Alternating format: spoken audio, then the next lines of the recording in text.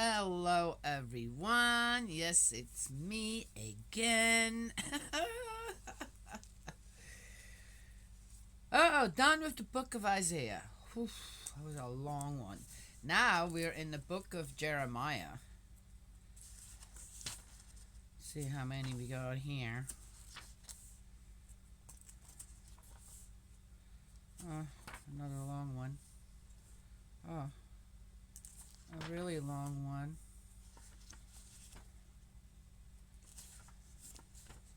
And then after that is the book of Lamentations. Oh, that'll be fun. 52. 52 little chapters, 52 days. Probably a little more because I take a break every once in a while. I don't really take a break. It's just sometimes it just doesn't work out to make a video every day, right? Yes? Okay. Oh, you guys see I started my right over there. I started my sunflower painting art project. Yes. It'll take a while. I do one part and then I look at it and say, okay, what do I need to do next? How do I want to do that? I take my time. Yes, with certain things. All right, let's keep going here. The book of Jeremiah. We are having a storm approaching. Yes, so they say. We'll see what happens. I'll let you know. Jeremiah is personally a most attractive character. He's of a retiring nature and never wanted to be a prophet. He protests frequently in his wonderfully frank and intimate conversations with Yahweh his dislike of proclaiming the strident message of destruction. Oh, well, here we go again. So now, I feel like kinship to this Jeremiah. We'll see how long it'll last. He was caught up in the turmoil of the last years of Jerusalem's monarchy and found himself compelled to prophesy doom and defeat in the face of hostility from his own townsfolk, disdain from the king, and eventually imprisonment as the only means of silencing this influence so subversive of the war effort. Oh. Jeremiah possibly took part in the national revival inspired by the Deuteronomic reform of 622 BC. But after King Josiah's death, he had the unpopular task of proclaiming the coming disaster as Nebuchadnezzar advanced into Palestine in 605, besieged rebellious Jerusalem in 597, and deported many of the inhabitants. At a second revolt, Nebuchadnezzar, what an interesting name, burnt the temple 587 or 586 and deported all but a rebel. Even so, the governor was assassinated and Jeremiah was hustled off to Egypt by a group of fugitives. But in spite of his constant sayings and actions symbolizing disaster, Jeremiah also has a message of hope. He promises a new covenant of the heart and a new intimacy of personal relationship to Yahweh.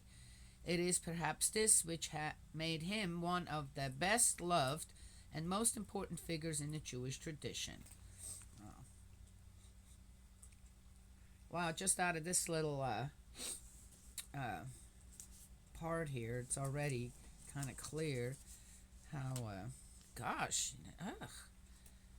how far back does all this mayhem and chaos that mankind just wants to be a part of constantly started? The book is by no means in chronological order. Yeah, okay. Well, that's new. Not. The scroll of Jeremiah's early prophecies was callously burnt by the king in 605, only to be rewritten by the prophet's secretary Baruch. So they were burned, then they were rewritten. Really? How much actually isn't quite as as the originals were? Who probably supplied also the biographical anecdotes. But there is a good deal of repetition of sayings, and they are often grouped by subject matter. See, there you go. Lots of repetition. Why didn't? Why not just? They're already. Oh, you know what? I'm not going there. Or linked together by the chance occurrence of a key word or name. All right. Okay. Jeremiah, the book of Jeremiah. So that was the foreword or the. It doesn't even say. Giving us a little foreword. Title 1. The words of Jeremiah, son of Hilkiah, one of the priests living at Anathoth in the territory of Benjamin.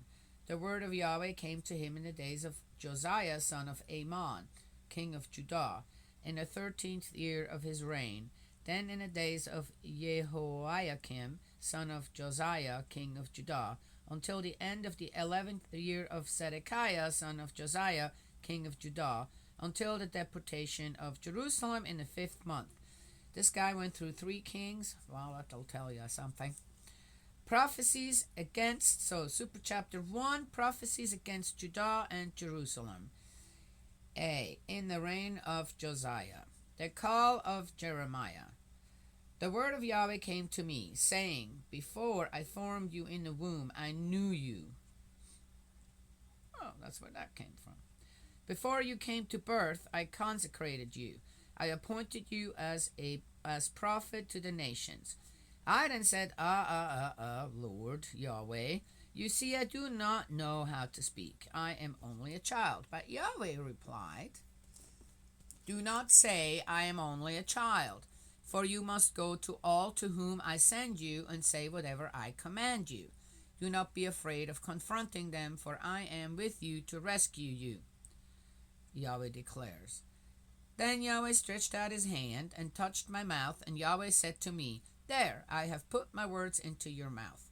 Look, today I have set you over the nations and kingdoms, to uproot and to knock down, to destroy and to overthrow, to build and to plant. The word of Yahweh came to me, asking Jeremiah, What do you see? I answered, I see a branch of the watchful tree. Then Yahweh said, Well seen, for I am watching over my word to perform it. A branch of the watchful tree. Huh. A second time the word of Yahweh came to me, asking, What do you see? I answered, I see a cooking pot on the boil, with its mouth tilting from the north. Then Yahweh said, From the north disaster will come boiling over on all who live in the country. For I am now summoning all the families of the kingdoms of the north, Yahweh declares. They will come, and each will set his throne in front of the gates of Jerusalem, all around, against its walls, and against all the towns of Judah. I will pronounce my judgments on them because of all their wickedness, since they have abandoned me, offering incense to other gods and worshipping what their own hands have made. As for you, prepare yourself for action. Stand up and tell them all I command you. Have no fear of them, and in their presence I will make you fearless. For look, today I have made you into a fortified city, a pillar of iron, a wall of bronze, to stand against the whole country. The kings of Judah, its princes, against the whole country, the kings of Judah, its princes, its priests, and the people of the country. They will fight against you, but will not overcome you, for I am with you, Yahweh declares, to rescue you. And that's the end of the beginning of the book of Jeremiah. Okay.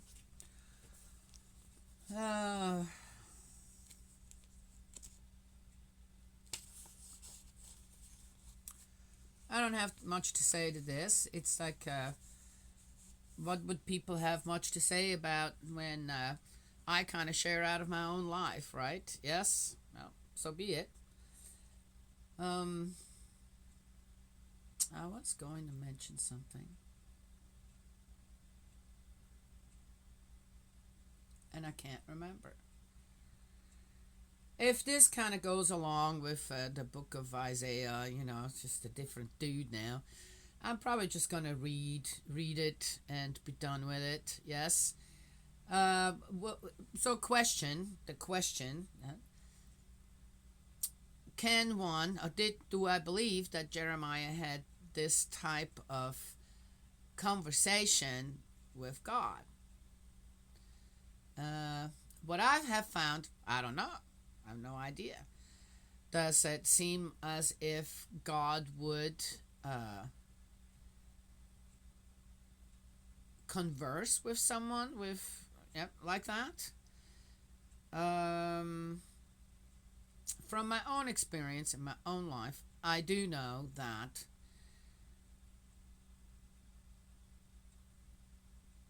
in the way that one could say one is called or has these people call them what now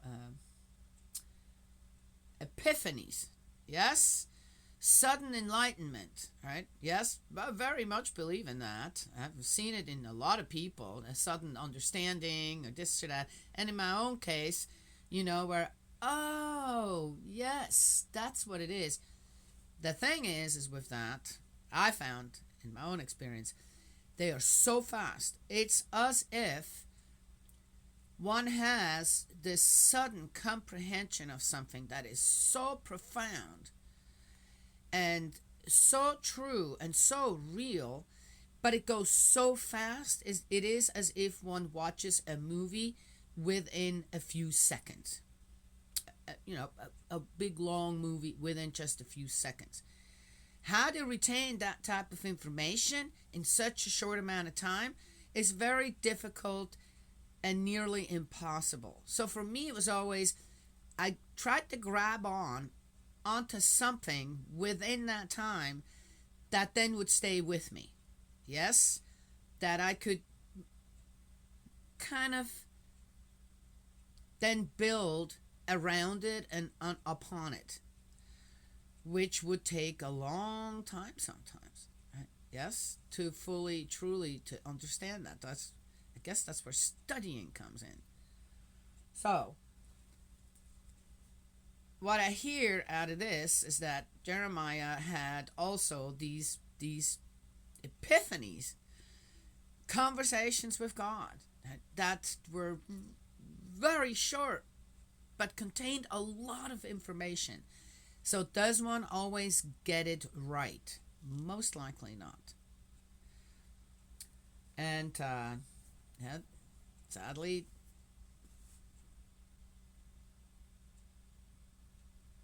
then is it truly what Yahweh says? Or is there a kernel of truth, and then it's mostly again in a way that the person wants things to be for oneself, for everyone else, yes? And add that to it, which then again, that's it, the somehow the stronger emotions in our world are not love and forgiveness and caring, yes, selflessness. It's the opposite, it seems. And it seems to always win, right? Yeah. Well, not always. Well, if we look at it as a collective, right? Not just as an individual or a family, even a tribe, as a collective, all around the world, it seems to always win. Yes? Anyway, so there it is. I don't really have a whole lot more to say. My goodness, there was something and I can't remember what it was. Oh, I will mention that. Oddly enough, one can get so misunderstood again looking at kind of goes well with the story here, or what I just said. I started watching a show called Remove My Tumor, something like that. And it started out with this woman who had, it's called N1 or something. It's a disorder of the skin. It comes out and it just leaves all these bumps, this and that. And she was unrecognizable.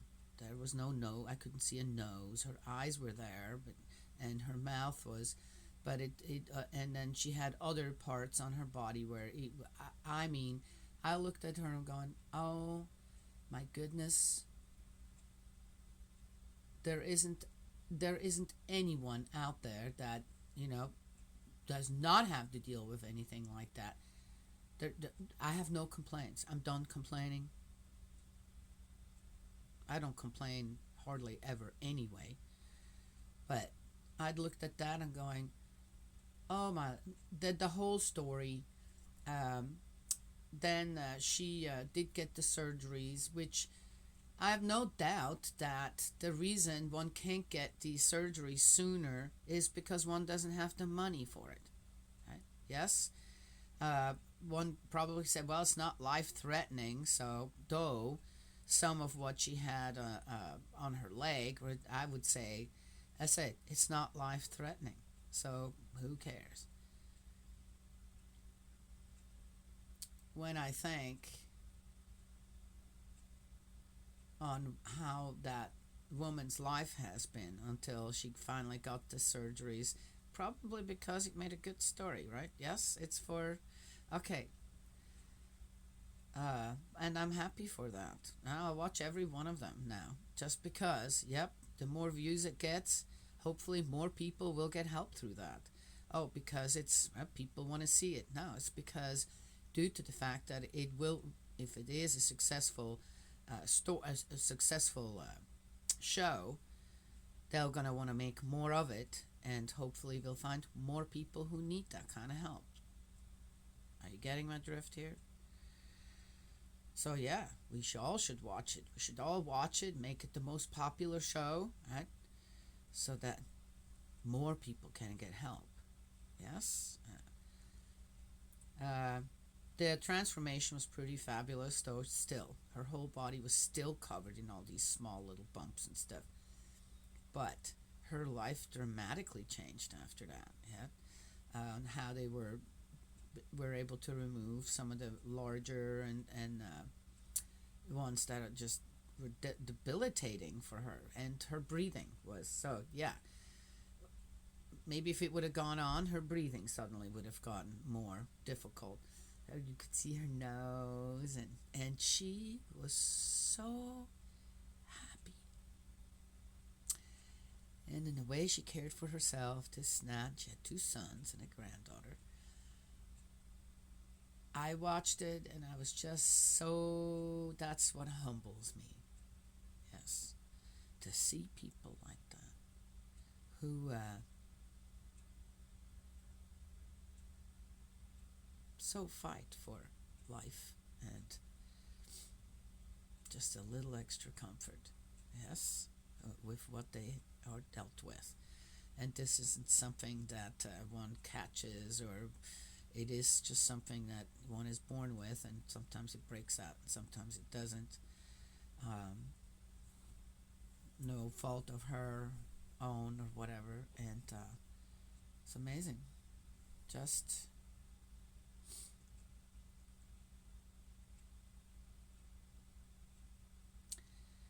anyway, this lady probably will never ever leave my mind, heart to mind again. Um, Amazing story to see people like that with that type of zest for life, number one, and the burden that they carry, uh, and yet they're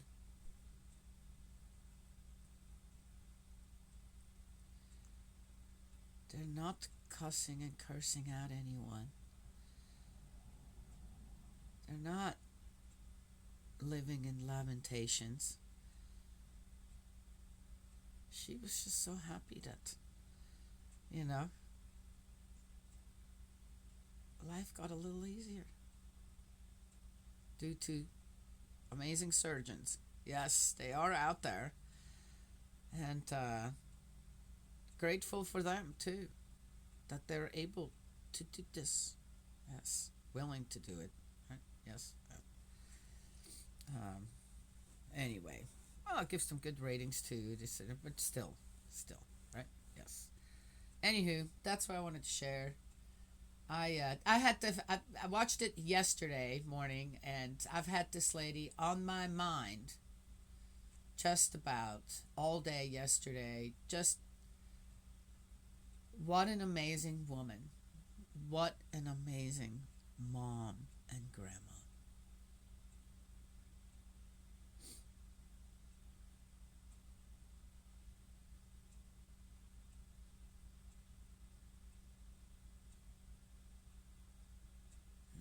How gracious she was. She's just amazing. Anyway, okay, they shared that. Wanted to share that. Yes, yeah.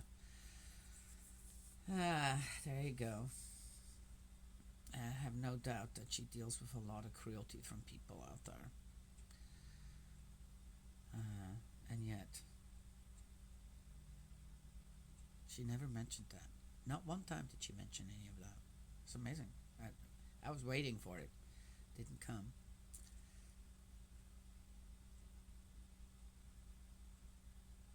Hmm. All right, that's it. That's all I have to share today. May Heavenly Parent bless and protect you, guide you, and embrace you with love. Yes. And I will talk to y'all another time.